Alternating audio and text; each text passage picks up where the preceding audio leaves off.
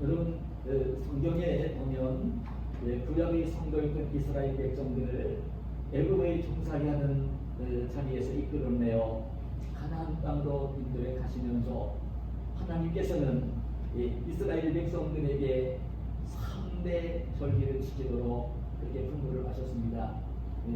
하나는 이스라엘 백성들이 애굽의 노예 생활에서 해방이 된 것을 기념하며 지켜야 되는 6월절, 6월절부터 6월절 당일로부터 7일 동안은 이제 무교병을 먹으며 지키는 절기라 6월절과 무교절은 같은 의미의 절기고요.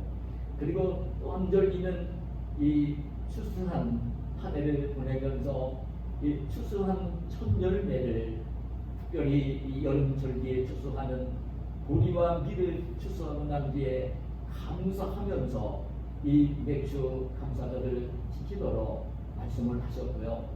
그리고 한 해가 저물어 갈 때에 그때 이제 농사를 지어서 그 지은 농사를 팔복원에서 천국에 저장을 하면서 겨울을 근심 없이 보내기 위해 그 이제 저장을 하면서 지키는 수장절, 추수감사절 이 3대 절기를 지키라고 말씀을 하셨습니다. 근데 이 절기들을 보면요, 여러분 한 군데 몰려있지를 않아요. 참 분배되어 있는 것을 봅니다. 그래 왜 그렇게 하나님이 이렇게 감사절기를 1년에 이렇게 나누어서 상반기 그리고 오늘 이 맥주절 연말이 되어 수장절을 지키도록 분부를 하셨느냐면 우리 하나님을 섬기는 백성들은 여러분 감사하면서 세상을 살아야 되고 감사하면서 하나님께 예배를 드리고 신앙생활을 해야 될 것을 일깨워주는 그런 깊은 의미가 담겨 있습니다.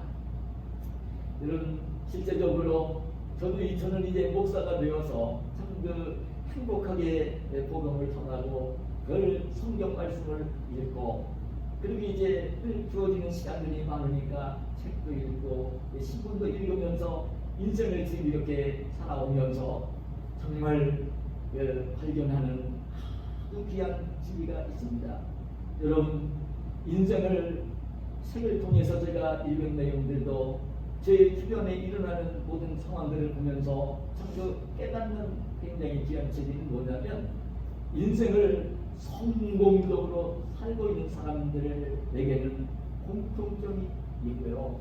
인생을 늘 즐겁고 행복하게 살고 있는 사람들도 공통점이 있는데 그들이 하는 언어가 인생을 성공하는 사람들의 언어는요 칭찬하는 언어를 가지고 삽니다. 그 남들을 볼 때에 앞에서나 뒤에서나 허물을 얘기하며 비난을 하는 것이 아니라 어디에 있든지 참 다른 사람을 칭찬해 주며 사는 사람, 이런 사람들이 성공을 합니다. 여러분 왜 그런지 아십니까? 이 인생은 관계 속에서 살기 때문에 그런 거예요. 관계 속에 살기 때문에 누군가를 칭찬을 하면서 인생을 살고 있으면요 불편한 관계를 맺지를 않는 거예요. 앞에서도 칭찬을 하면서 관계를 맺고 그 사람이 없는 자리에서도 그 사람이 허물이 없을 수는 없어요. 여러분 인생 가운데 허물이 없는 사람이 누가 있겠습니까? 허물이 있지만 그 허물을 이야기하지 않고 오히려 가려주면서 칭찬을 해줄 수 있는 사람, 이런 사람이 인생을 반드시 모든 사람들과 아름다운 관계를 맺으며 행복하게 살고 있는 것을 봅니다.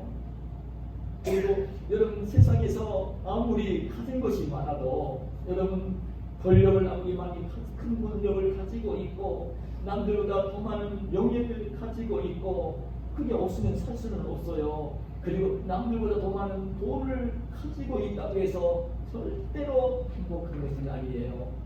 행복한 것은 어느 때만 행복할 수 있느냐면 힘들고 어려운 상황 속에서도 이제 감사하는 마음을 품고 감사하는 말을 하며 살고 있는 사람, 이 사람이 인생을 행복하게 삽니다.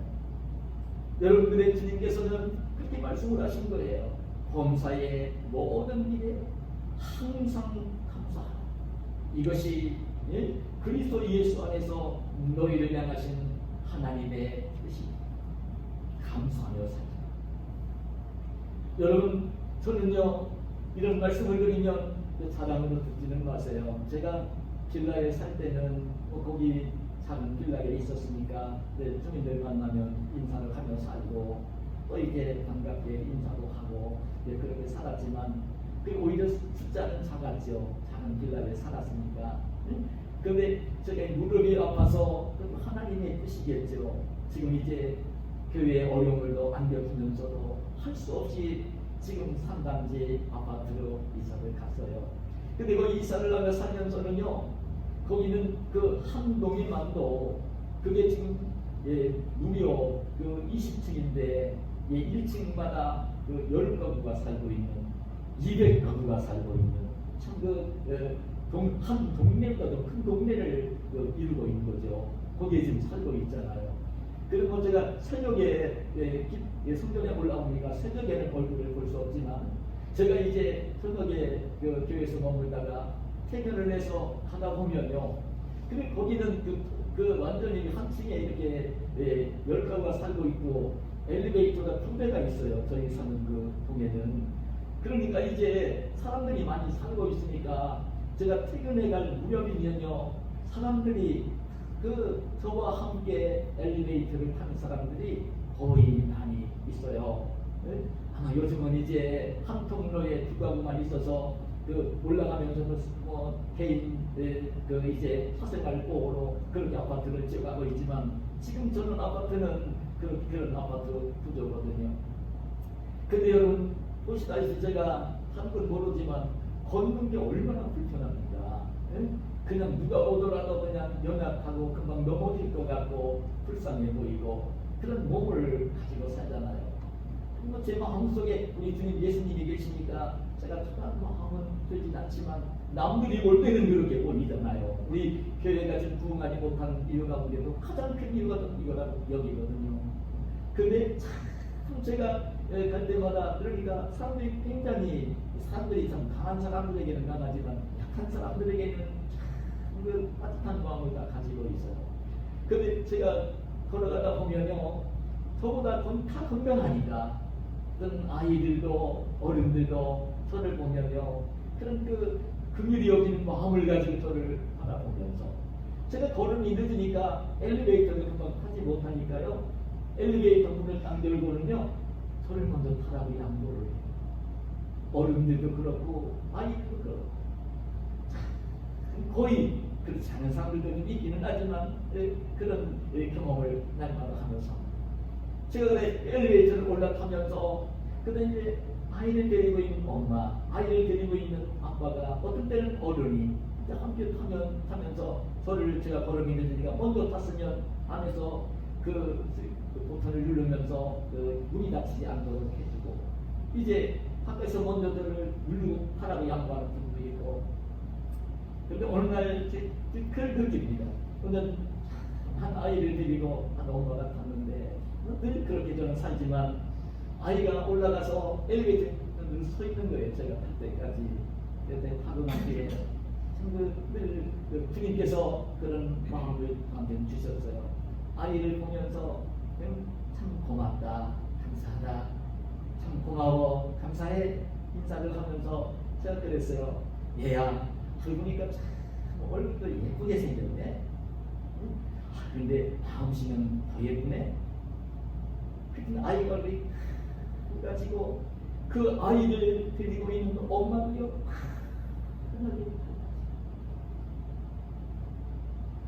여러분 잊지 마시기를 바랍니다.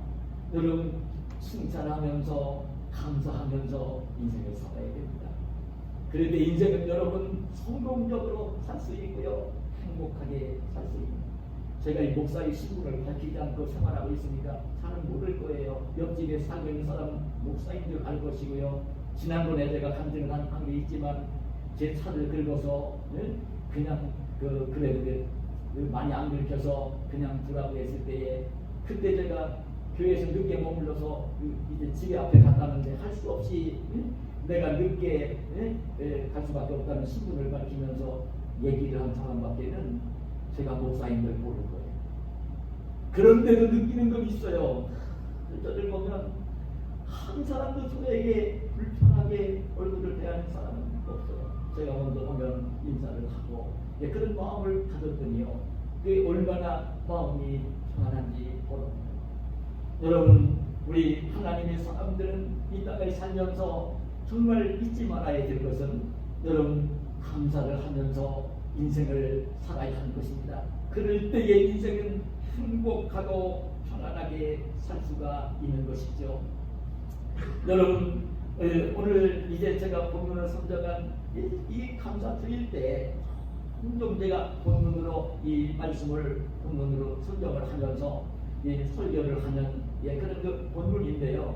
여러분, 이 본문의 말씀은요, 그 하나님의 사람으로 하나님의 풍성한 축복을 누리며 인생을 복되게 살았던, 성공적으로 살았던 다윗이 하나님의 사랑과 은혜를 깨닫고 감사하면서 부르고 있는 찬송시입니다. 사실 이 시편 말씀은 거의가 다 다윗이 지은 찬송시이지만 참 오늘 이 본문의 말씀은요, 이 다윗이 하나님의 사랑, 하나님의 은혜, 하나님의 은혜로 주어진 것들, 그런 것들이 있어서 찬송을 부르는 그런 그 내용이 오늘 시편 이 본문의 말씀입니다. 다윗은요, 자기 자신을 향해서 그렇게 노래를 부릅니다. 내 영혼아 여호와를 송축하라. 내 속에 있는 것들아 다 그의 거룩한 이름을 송축하라. 내 영혼아 여호와를 송축하며 그의 모든 은택을 잊지 말지어다.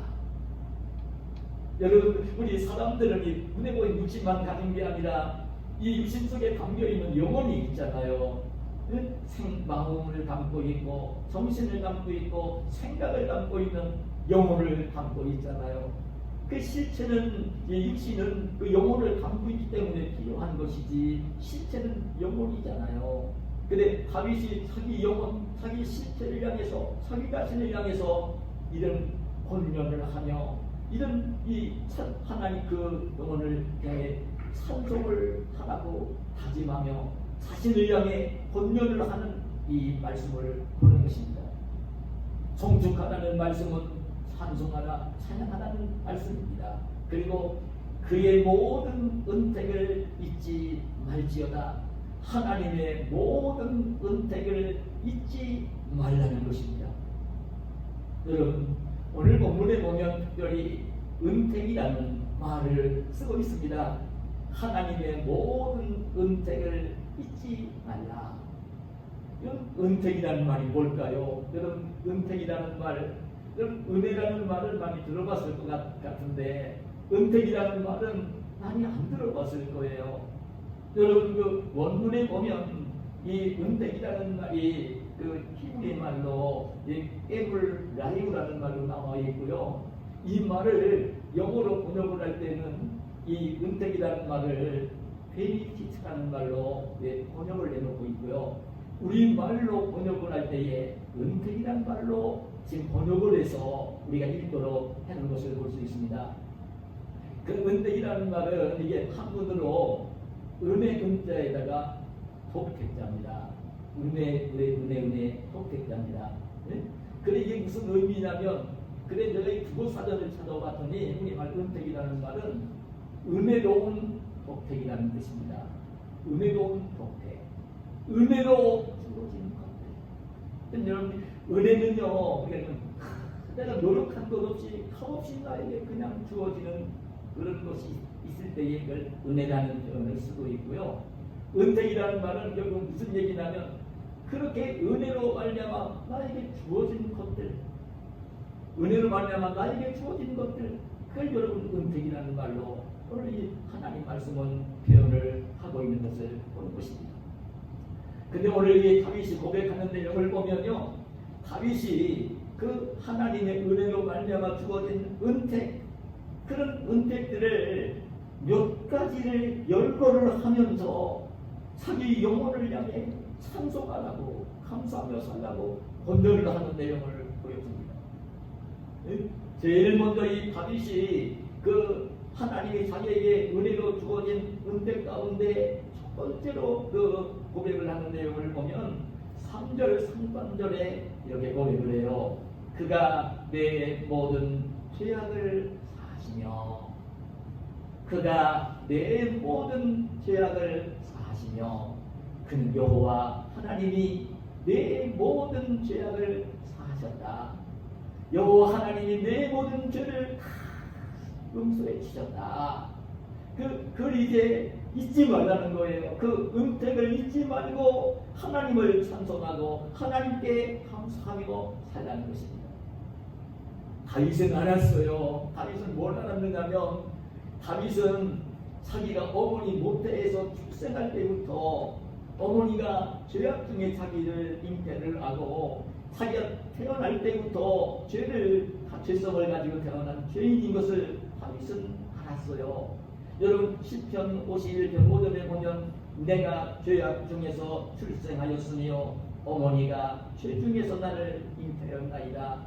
자기가 어머니 뱃속에서 태어날 때부터 이미 죄성을 가진 원죄를 가진 죄인으로 태어난 것을 알았어요. 그렇기 때문에 그 죄성을 가지고 태어나서 자기는 의롭게 죄를 안 지으며 살고 싶지만 죄를 짓고 있는 그런 그 모습을 다윗은 보았던 거예요. 그런데 이 오늘 고백을 보면 다윗이 그런 고백을 하는 거예요. 그가 내 모든 죄악을 사하셨다. 하나님께서 내 모든 죄악을 사해 주셨다. 하나님이 내가 어머니 뱃속에서 태어날 때부터 가지고 태어난 원죄 죄성까지도 용서해 주셨고 내가 지은 죄들도 하나님이 내가 깨달아 회개할 때에 다 용서해 주셨다. 하나님으로부터 죄를 용서받은 그 기쁨, 하나님으로부터 죄를 깨끗하게 씻음을 받은 감격, 그걸 이제 깨달으면서 하나님을 찬송하고 있고 하나님께 감사를 드리는 오늘 고백을 하고 있는 모습을 봅니다. 여러분은 잘 알 것입니다. 다윗만큼 하나님의 마음에 맞는 사람이 없었어요. 다윗만큼 하나님의 축복을 받으며 산 사람이 없었어요. 그리고 다윗만큼 위대한 신앙의 발자취를 남긴 사람이 없어요. 예수님의 족보에 올라간 인물이에요. 그래서 이제 그 하나님의 말씀에 신실하게 행했다. 그 얘기를 할 때는 다윗의 이름을 꼭 얘기하면서 다윗처럼 행했다. 죄를 짓는 못된 사람은 다윗처럼 행하지 않겠다고 성경은 기록할 정도로 그게 다윗이라는 인물입니다.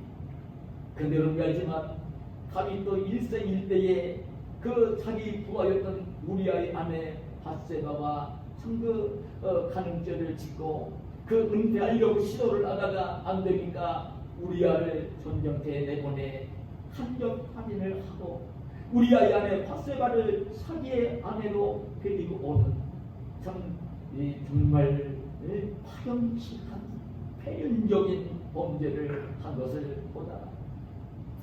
자기는 그래도 원죄를 가지고 태어난 것 때문에 죄성을 가진 것 때문에 그렇게 고민을 하진 않았을지는 모르지만 근데 이제 정말 다른 사람들도 짓지 않는 죄를 짓고 그 죄를 짓고 난 후에 고통을 당하던 자기의 모습, 회개하기 전에 고통스러웠던 자기의 모습, 그러나 이제 나단 존재가 찾아와 그 죄악을 일깨워 줄 때에 숨기지 않고 고백하며 이 담요를 눈물로 적시며 통회하며 회개했을 때에 하나님이 자기 죄를 용서해 주시는 하나님의 사죄의 은총을 깨달으면서 하나님의 사죄의 그런 이제 은총을 깨달으면서 그 감사하며 기뻐하며 찬송을 그걸 느낀 거예요.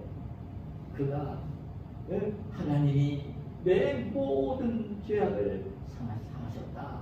용서해 주셨다. 희석주셨다. 여러분 시편 103편 오늘 이어지는 12절에 보면 동이 서에서 온 것 같이 내 죄가를 나에게서 멀리 옮기셨다.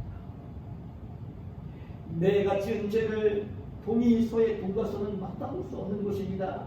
그건 끝이 없는 것입니다. 돈과 소는 절대 조화를 이루지 못한 것입니다. 하나님이 그렇게 멀리 옮겨 놓으셨다는 것입니다. 기뻐하며 감사하며 찬송을 부릅니다.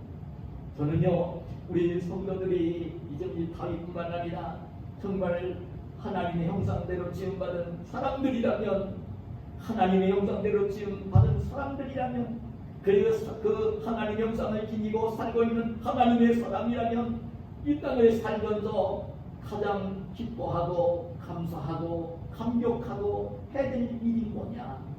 그녀 자기 자신이 죄인인 것을 깨닫고 어머니 뱃속에서부터 죄를 가지고 태어난 죄성을 가진 죄인인 것을 깨닫고 세상을 살면서 죄를 지으며 살고 있는 자기 자신을 발견하고, 그래서 이제 나의 상대 나에게 예수님이 필요한 것을 깨닫고 예수님이 그런 나의 죄성과 나의 죄값을 지불하기 위해서 십자가에서 대신 피 흘리며 지불하시며 죽어주신 것을 깨닫고 믿는 믿음을 갖는, 예수님을 믿는 것, 예수님을 믿으면서 그 모든 죄를 용서받은 기쁨을 누리는 것, 그 죄 때문에 찾아온 모든 죄의 형벌에서 자유함을 누리는 것, 사망도 두렵지 않은 것, 하나님 나라 천국을 기업으로 받을 소망이 되어진 것, 하나님의 자녀가 된 것을 깨달을 때에 그 하나님의 은혜를 잊지 말아야 될 것이고, 그 하나님의 은혜를 깨닫게 되어질 때는요,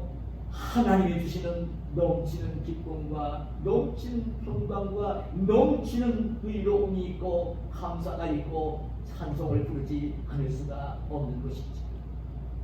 제가 종종 말씀을 드리지만 인류 역사 속에 공헌을 한 사람들은 많이 있잖아요. 저는 근데 참 기억할 때에 공헌을 한 분들 가운데 전 인류에게 아주 가장 지대한 공헌을 한 인물을 한 사람 이야기를 한다고 하면, 여러분 그 진통제를 발견한 제임스 신부승경, 진통제. 여러분 그냥 어떤 아픔이 왔을 때에 진통제를 먹지 않고 견딜 수 없을 때에 병원에 가서 막 수술을 받아야 되는 상황이 되었을 때에 이 진통제의 고마움은 잊을 길이 없어요. 그 고통에 시달려 본 사람은 진통제가 얼마나 그 몸에 좋은 것인지를 알 것입니다. 신부승경은요, 신실한 크리스찬입니다. 성경을 읽다가 여러분 그 창세기에 나오는 그 이제 창세기 이 말씀을 묵상을 하다가 하나님께서 아담을 짓고 난 뒤에, 아담을 짓고 난 뒤에 이제 독조하는 거, 홀로 가는 것이 좋게 보이지 않아서 아담을 깊게 잠들게 하시고 아담의 갈빗대를 취해서 여자인 하와를 지으셨잖아요. 그 신부승경이 그 말씀을 묵상을 하다가 하나님이 그 아담을 깊게 잠들게 하시고 거기서 갈빗대를 취해서 하와를 지었다면, 그게 하나님이 하실 때에 이 아담이 그 고통을 당하지 않도록 하면서 갈빗대를 취하셨을 것이고, 그리고 이제 하와를 지으셨을 것이 아니냐. 하나님이 그렇다면 고통 상하는 사람들 고통을 주지 않을 수 있는 것도 있을 것이 아니냐. 그 하나님 말씀 속에 영감을 받아 연구를 하면서 진통제를 발견하신 분입니다. 그 수술받는 사람, 진통을 당하는 사람들은 신부승경을 기억을 할 겁니다. 근데 이 신부승경이 그때 의사였잖아요. 그 학교에서 학생들에게 의학을 가르치는 교수 일도 하면서 환자를 치료했던 분 아닙니까? 어느 날 제자가 물었어요. 교수님이 지금까지 세상을 살아오면서 발견한 것 중에 가장 귀한 발견이 무엇이었습니까? 당연히 제자는 진통제를 발견한 것을 모든 사람들이 알고 있기 때문에 그 대답을 기대하면서 그렇게 물었어요. 그때 신부승경은 질문하는 제자를 쳐다보면서 그렇게 대답을 하지 않았어요. 내가 발견한 것 중에 가장 귀한 발견은 내 자신이 죄인인 것을 알게 되었다는 것이네. 내가 그리고 예수님이 내 죄값을 지불하시고 십자가에 달려 대신 죽어주신 것을 내가 발견한 것이었다네. 그런 고백을 했습니다. 여러분, 우리 성도들이 이 땅에 살면서 저는 그런 말씀을 드리고 싶습니다. 이 땅에 살면서 그런 감사의 조건들이 있지만 우리 성도들이 하나님의 은혜로 주어진 것들 가운데, 은혜 가운데 잊지 말아야 될 것이 뭐냐면 바로 우리에게 복음을 들려주시며 죄인인 것을 깨닫게 하시고 죄인된 나를 위해 내 죄값 지불하시기 위해 하나님이 독생자 예수 그리스도를 이 땅에 보내시고 십자가에 내어주어 피 흘려 대신 죽게 해주시고 내 죄값을 속량해 주시는 은혜. 여러분, 그래서 사망에서 자유를 누리고 있고 약속하신 그대로 하나님 나라 천국을 기업으로 받을 하나님의 자녀로 삼아주신다. 여러분, 이걸 잊지 말고 이 은택을 잊지 말고 늘 하나님을 향해 감사하는 마음을 가지고 찬송을 부르며 살아야 되는 것이 바로 우리 성도들, 저와 여러분인 것입니다. 여러분 주님이 참 이렇게 베풀어 주신 사도의 은총을 베풀어 주신 이 은총을 잊지 말고 그 감사하며 찬송하며 사는 저와 여러분이 되시기를 축복합니다. 여러분, 그리고 또 한 가지는 이 다윗이 또 한 가지 은퇴, 하나님이 자기에게 은혜로 주신 것 가운데 너무 감사합니다. 모든 게 하나님이 주신 것이지만 그 주신 것 은혜 가운데서도 또 한 가지를 이제 고백을 하는 것을 보는데요. 여러분, 오늘 사절 상반전에 보면 이런 고백을 해요. 내 생명을 화면에서 구속하시고 내 생명, 내 목숨을 화면에서 구속하셨다. 내 목숨을 죽음의 상황에서, 죽음의 자리에서 구속해 주셨다. 구원해 주셨다. 이걸 깨달은 거예요. 죽음의 상황, 죽음의 자리에서 반드시 죽어야 될 상황, 죽음의 자리에서 자기를 구원해 주셨다는 것입니다. 이걸 깨달으며 이 은택을 깨달으며 감사를 드리고 있습니다. 여러분, 알지 않습니까? 다윗이 그렇게 하나님 마음에 맞는 사람이고, 그리고 이제 이스라엘 나라의 두 번째 왕이 되었고, 이제 하나님 앞에 신실함을 보여서 그 자손들까지 복을 받게 해주었고, 예수님 정도에 오르는 인물까지 되기는 했지만, 다윗이 여러분 어떤 그 시절을 보내야 했습니까? 오히려 블레셋 장군 골리앗을 죽이고 난 뒤에 인기가 높아져가니까 당시의 왕이었던 사울이 이 다윗을 시기하고 질투하고 미워하며 죽이려고 하잖아요. 다윗은요, 왕이 죽이려고 하니까요, 도망을 다니면서 십수년을 고생을 하는 것을 봅니다. 죽음의 고비고비를 넘깁니다. 여러분, 사울왕이 다윗을 시기하고 질투하며 악령에 시달릴 때에, 다윗이 궁궐에 들어가 죽음을 탈 때에, 그때 이제 악령이 떠나기는 하는데, 그때에 다윗을 시기하면서 다윗을 죽이려고 창을 치고 던지지 않습니까?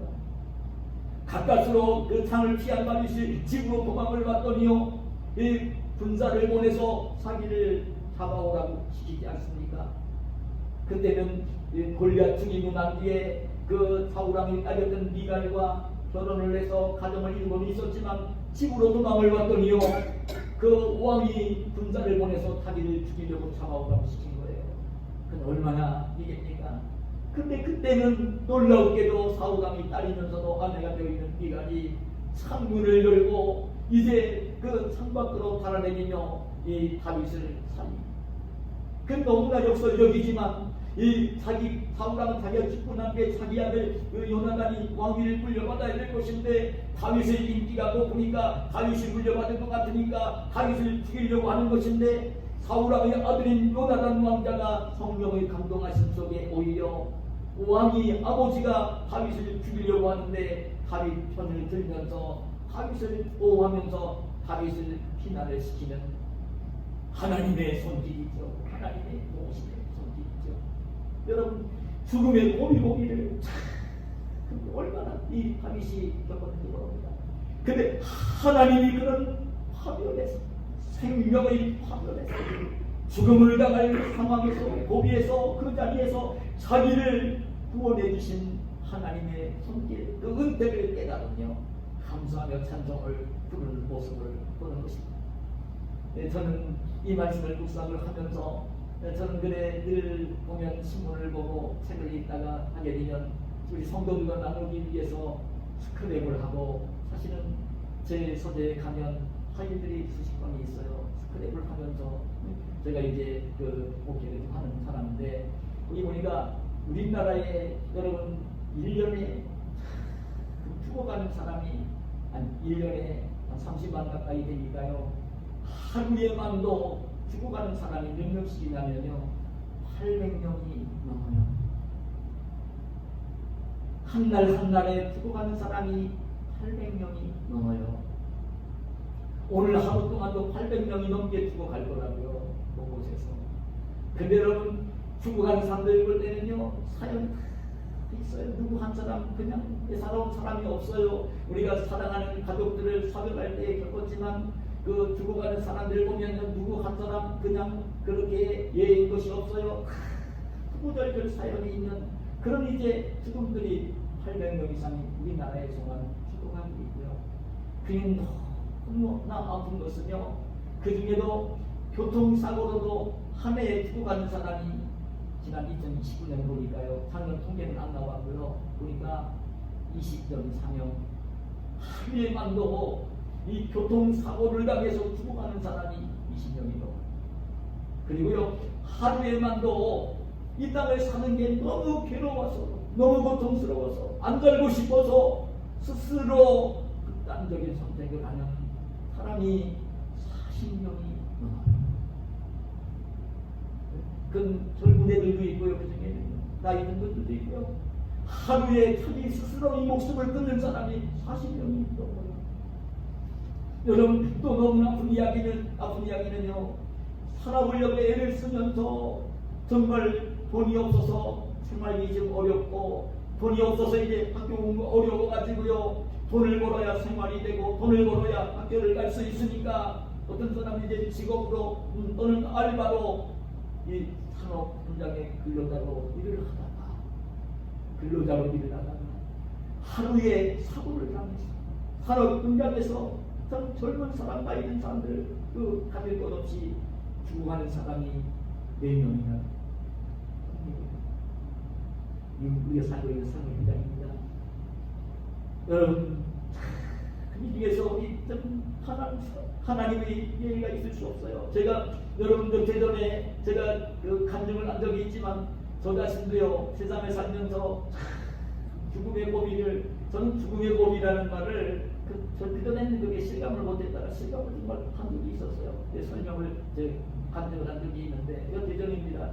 제가 대전을 종종 1년에 조금씩 내려가잖아요. 내려가는데 산 오래됐기 때문에 대전 그 장거리 고속도로를 가기 위해서는요 제가 다니는 통행을 가는 그 카센터에 가서 이제 정비를 하고 타이어 유리압을 재고 오일도 점검을 하고 냉각수 점검을 하고 안전한 거를 꼭 기사에게 주문을 해서 안전 점검을 하고 내려가는 편입니다. 며칠 전입니다. 우리 형수님 생신이라 제가 집사람을 들고 대전을 내려가게 됐습니다. 며칠 전에 그래 대전 내려갈 때가 됐기 때문에 며칠 전에 그 정비를 받았습니다. 그리고 차를 몰고 집을 나서서 지금 여기 중앙병원을 넘어서 이제 지금 우리 인천대공원역 길을 지나서 바로 이제 고속도로를 올라갔습니다. 제가 대전 내려갈 때 타는 길이 그 길을 타고 가다가 시흥에서 평택으로 가는 길, 평택에서 경부선을 갈아타기 안성으로 가는 길, 안성에서 경부선을 갈아타고 제가 대전으로 가거든요. 차를 그렇게 몰고 갑니다. 근데 몰고 가는데 차가 참 정체를 하는 거예요. 차가 참 밀려서 서행을 하면서 갔습니다. 그래서 이제 거기 올라타서 시흥 평택을 가는 곳을 올라타고 이제 차들이 밀리니까 빨리 못 가고 서서히 차를 몰고 건너서 이런 시화대교를 건너서 가서 이제 제일 먼저 나오는 휴게소가 성산포대 휴게소예요. 거기 가신 분들 아실 거예요. 거기까지 계속 정체가 되어 갔어요. 근데 거기를 막 지났는데 제 뒤를 따라오던 트럭이요. 쏜살같이 제가 이제 2차선으로 갔는데 1차선으로 달려 나오면서요. 크라시는 이러는 거예요. 저는 이제 운전만 하고 이제 느끼지 못했는데 옆에 우리 집사람이 그걸 본 거예요. 막 그 타이어를 가로주면서 빵빵거리는데 타이어 그날쓰고 그냥 스쳐 지나가는 거죠. 그건 뭐참 놀라운 게 아닙니까 그게. 그래서 저는요 며칠 전에 정비를 받은 차이고 하나님 마음으로 좀 차를 몰고 내려가고 있고 그 말을 하는 데는요 그래 성산포대 휴게소 지나자마자 이제 길이 뚫려가지고 100km 막 달릴 수 있는 길뻥 뚫렸어요. 근데 이제 펑크날까 알려주는데 그럴 수가 없어가지고 기상 깜빡이를 딱 넣어놓고요 한쪽으로 붙어가지고요 차를 천천히 몰고 가다가 제일 먼저 나오는 그 아이씨 조항 아이씨더라고요. 빠져나가서 조항 아이씨 여러분 그 관리사무소 옆에 작은 주차장이 있더라고요. 거기 파킹을 하고요 내려서 보니까요 뒷바퀴 하나가 바람을 많이 받았어요. 그래도 이제 그냥 안 보이더라고요. 아무리 봐도. 그래도 이제 미심쩍어서 이제 보험회사를 통해 SOS를 통해서 그래 이제 견인차가 한 20분 만에 달려왔더라고요. 와서 차를 점검을 해보더니 뒷바퀴 한복판에 나사못이 한복 그 나사못을 떼주면서 펑크를 떼어주면서 그래 이제 제가 차를 몰고 대전을 편하게 달려왔어요. 근데 제가 차를 몰고 내려가면서요 마음속에 하나님의 그 보호하심이 있습니다. 저는 생각도 안 했어요. 며칠 전에 이제 정비를 하면서 타이어 공기압을 조정을 하면서 공기를 가장 적당하게 채웠고 뭐 안전하게 지금 정비를 하고 내려가는 중이니까 생각도 안 했어요. 그런데 그 며칠 사이에 나사못이 나거든요. 그 차를 몰고 여러분 100km 이상 속력을 내서 주행을 했으면 어떻게 되었습니까? 가슴이 참 조금 가다 보면 열이 나면서 이제 펑크가 나면 이제 자동차는 아마 적어도 그냥 뒤지면 정도가 됐어요. 저와 집사람은 살아남지 못했을 거예요. 저도 뭐 고속도로 달려갈 때에는 그냥 80km 달려가지 않거든요. 100km 이상 계속 달려가거든요. 그래서 못 살았을 거예요. 하나님이 도우셨던 것이죠. 도우셨던 거예요. 하나님이 보호하셨던 것이죠. 여러분 오늘 우리가 이 자리에 앉아서 예배를 드리는 것은 하나님이 우리를 생명의 화면에서 그런 위험 속에서 우리를 지켜주시고 보호해주시는 손길이 끊임없이 있었기 때문에 오늘 이 자리에 우리가 앉아서 예배를 드리고 있는 것입니다.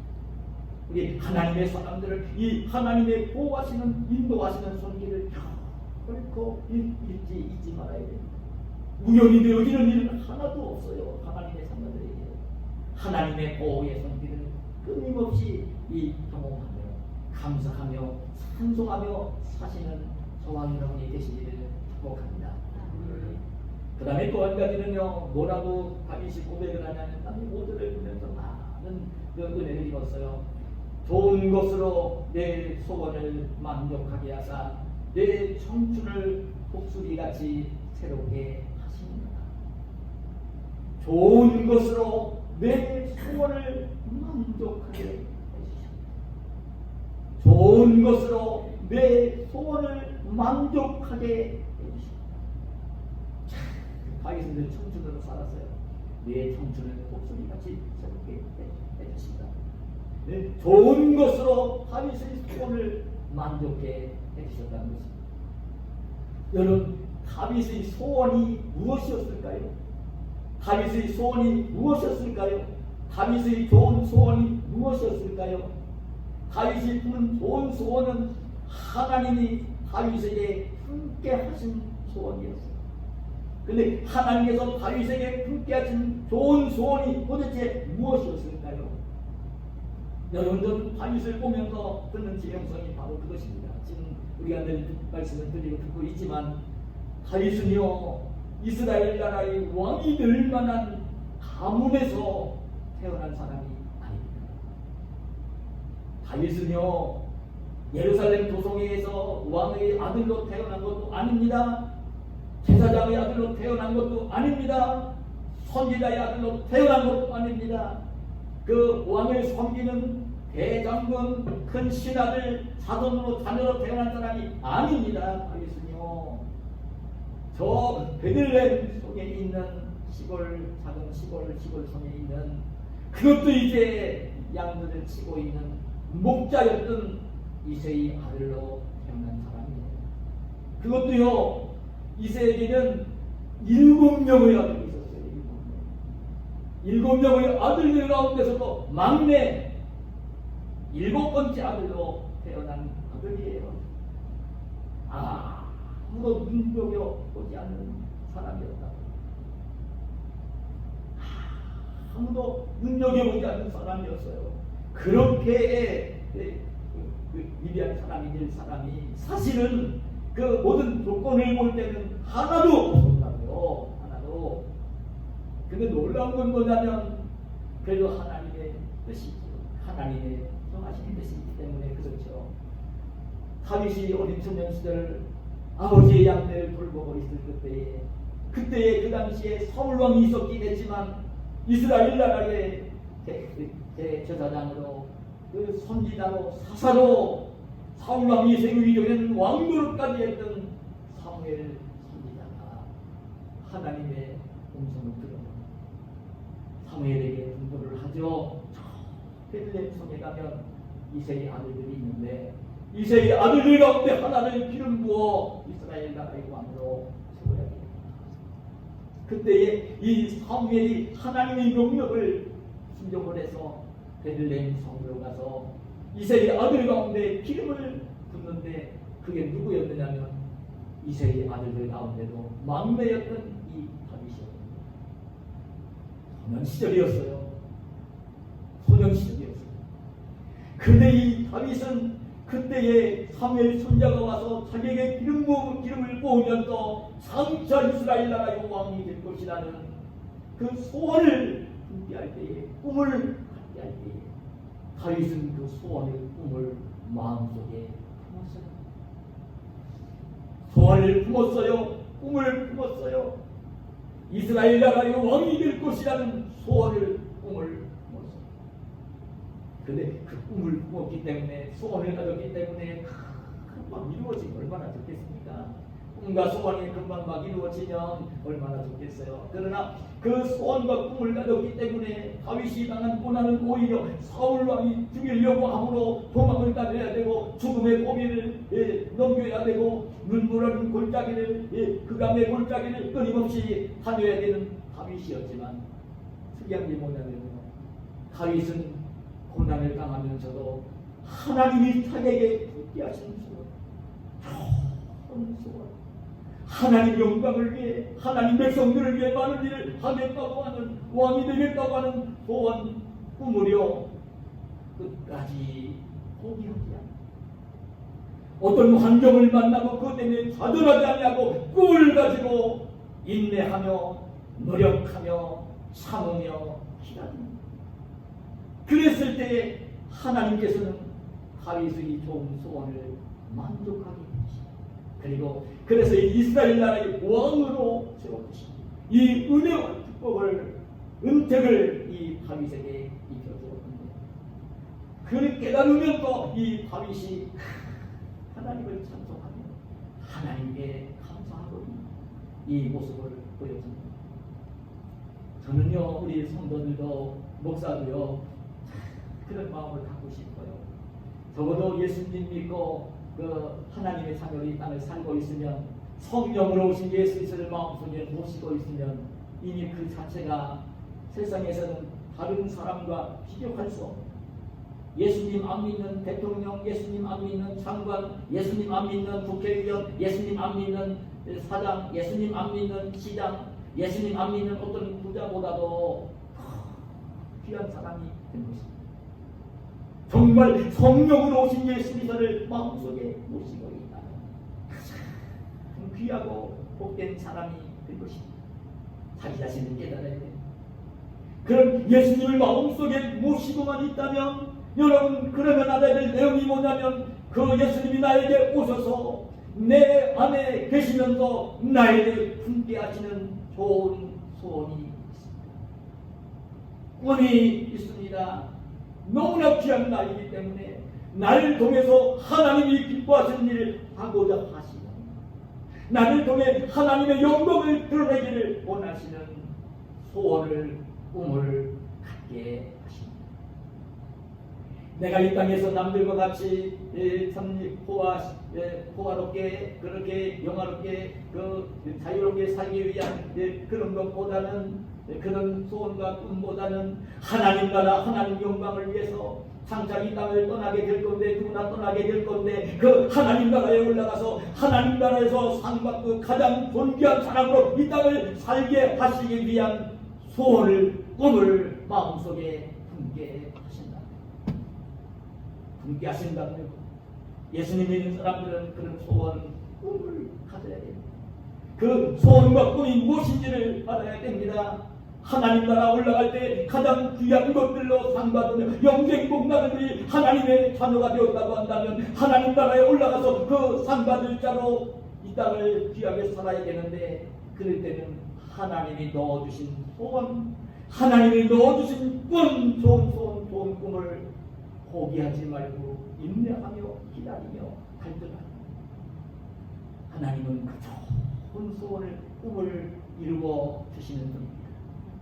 우리 성도들이면 첫 번째가 될 꿈은요, 사랑하는 가족들을 주님 앞으로 인도해서 구원을 받게 하는 꿈입니다. 받게 하는 소원입니다. 그 소원들 가지시기를 축복합니다. 그 소원들 가지시기를 축복합니다. 여러분, 가장 아끼고 사랑하는 형제들, 친척들, 그리고 아끼는 친구들이 있으면 그 사람들을 반드시 예수님께서 구원받게 해서 하나님 나라를 받게 해줘야 될 사람들이 아닙니까? 여러분, 그 꿈을 가지시기를 바랍니다. 하나님 우리에게 주신 달란트가 많지 못해서 많은 일을 알 수 없을지 모르지만, 그래도 나의 곁에서 나의 도움을 필요로 하는 사람, 우리 교회가 지금 너무 연합해서 거의 못하지만 정말 우리 예수님의 사랑의 손길에 필요로 하는 사람이 있을 때는 예수님의 사랑으로 도울 수 있는 그런 일들을 해야 되는 것이 우리 성도들이고 교회인 것입니다.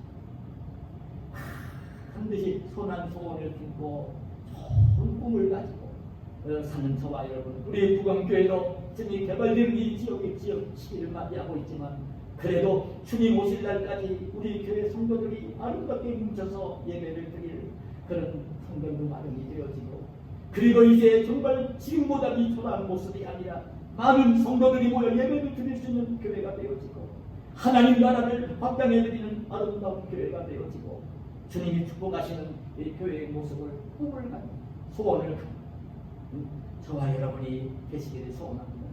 하나님은 소원을 품게 하시고 소원을 이루어 주시는 좋으신 하나님이십니다. 말씀을 맺습니다. 우리 성도들은요, 아셔야 됩니다. 우리가 이 땅에 올 때는 빈손으로 온 사람들입니다. 벌거숭이로 온 사람들입니다. 떠나갈 때에도 벌거숭이로 갈 사람들입니다. 아셔야 됩니다. 하나도 못 가져갑니다. 근데 중요한 건 뭐냐면, 근데 하나님 우리에게 다 필요한 것을 주신 것입니다. 가장 큰 은혜는 말씀드렸지만, 죄를 복음을 듣게 하시고 죄를 깨닫게 하시고 예수님을 믿게 하시고 죄에서 용서를 받고 사망에서 구원을 받고 지옥의 영혼에서 구원을 받아 하나님의 천국 백성이 되게 해주신 것입니다. 이 은택을 잊지 마시기를 축복합니다. 끊임없이 하나님이 살아계시고 역사하시면서 나를 위험 속에서 보호해 주시고 지켜주시는 하나님의 손길, 이 은택 은택을 잊지 마시기를 축복합니다. 지금도 우리를 사랑하시기 때문에 좋은 소원을 품게 하시고 꿈을 갖게 하시고 그 소원을 이루어 주시는 하나님의 은택을 잊지 마시기를 축복합니다.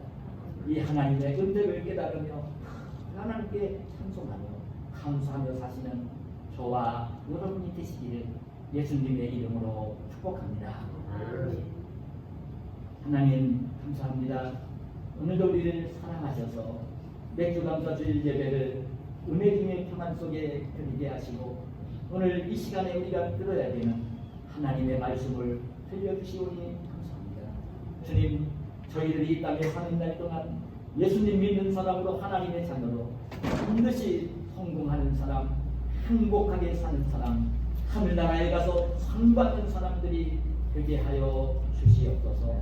이 땅에 사는 날 동안 언제든지 남의 연약함, 부족함, 실수한 것 지적하며 비난하는 사람이 아니라 칭찬하며 세워주는 사람이 되어지게 하시고 이 땅에 사는 날 동안 힘들고 영리를 만나도 낙심하지 말고 범사에 감사하며 사는 우리가 되어지게 하시고 특별히 하나님의 그 은택의 손길을 기억하며 이제 마음 중심으로 기뻐하며 감격하며 찬송하며 감사하며 사는 복된 저희들 되게 하여 주시옵소서. 예수님의 이름으로 기도하옵나이다. 아멘.